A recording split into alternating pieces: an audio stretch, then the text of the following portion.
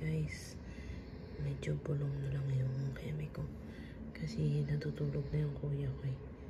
So bumili tayo dito sa Pop Mart ng Anya. So ano siya, sa Pop Mart nga yun, Pop Mart by Family. Pasensya na sa hilig kasi pagoda talaga. So andito tayo ngayon sa Taiwan, so bumili ako ng isa. So, ito yung makakuha natin. Isa sa makukuha. Sana makuha ko ito sa biyahe niya. So, ayan. Ayan siya. Bibili sana ako ng isang set. Kaya lang naisip ko, ang mahal. First day pa lang namin ngayon dito sa Taiwan. So, makakaubos na agad ako ng withdraw ko. Charot.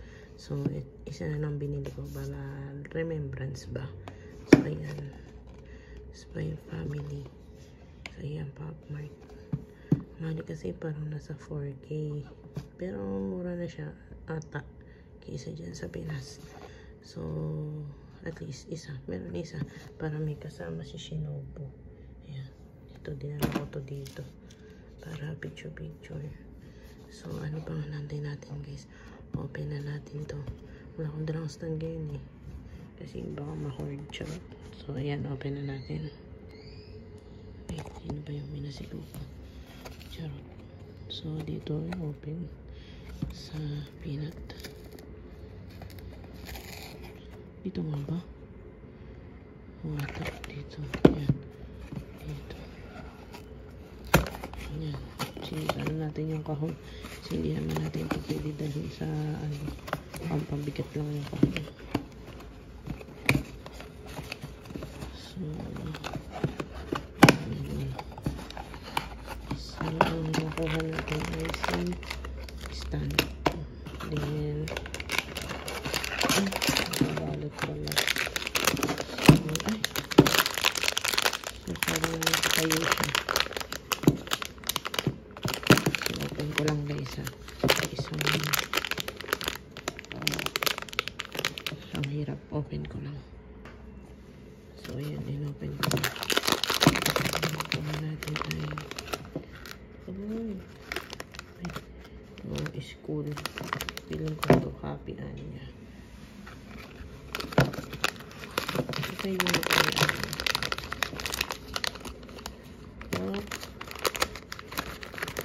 parang si shock. Ay, si shock nga.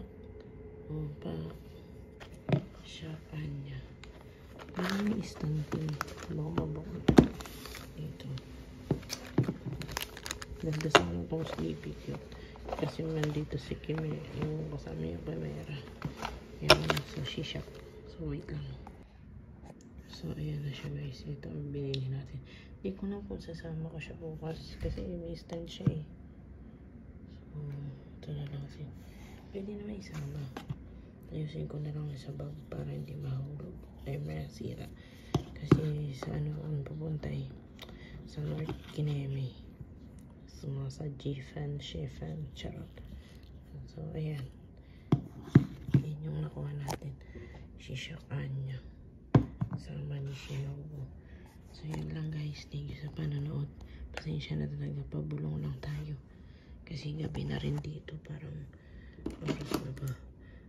Mag-11 na. So, yun guys. Thank you sa panonood. Bye-bye.